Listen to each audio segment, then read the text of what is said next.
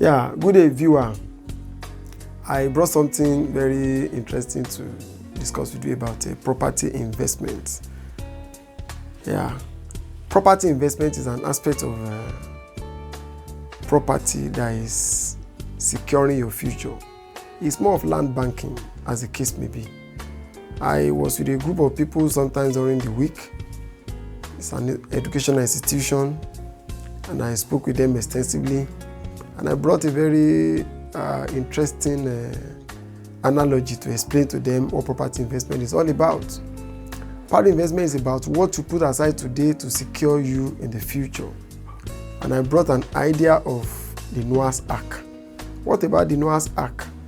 The Noah's Ark was supposed to be an ark of salvation, an ark that would save people from general destruction.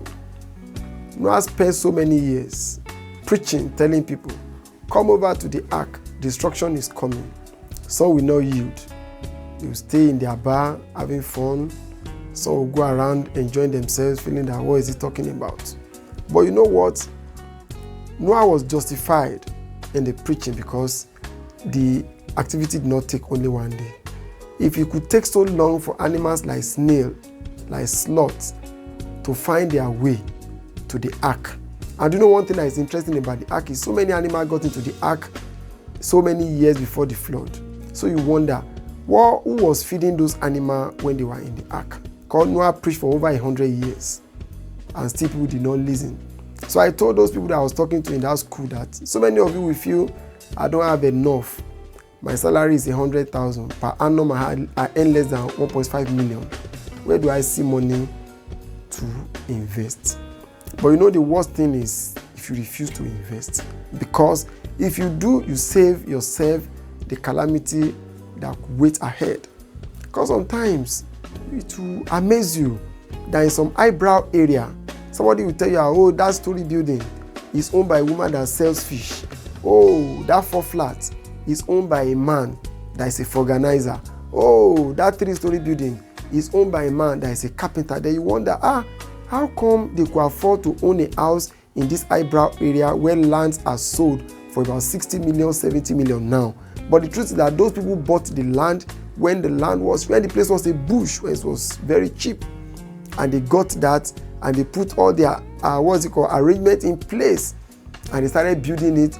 Some of the owners of those houses have never touched 100,000 at once before. Some have not touched 500,000 at once before.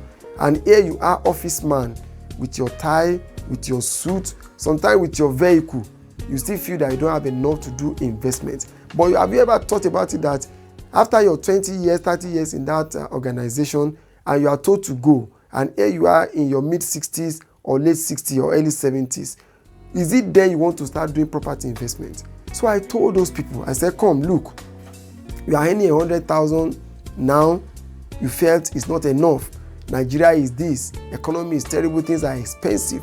You are expecting that things will get better for you to invest. No, things don't get better because the life moves ahead and things become, the higher you go, the hotter, they say it's cooler it becomes, the tougher it becomes. That is the reality of life.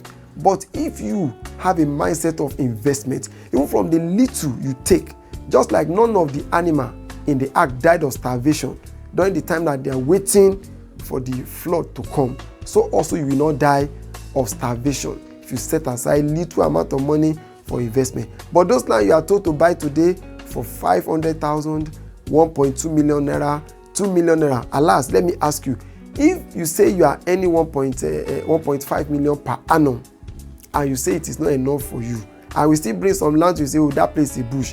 If I brought a city land to you, if I brought a land in a brown area for you and I say it's 40 million, can you buy?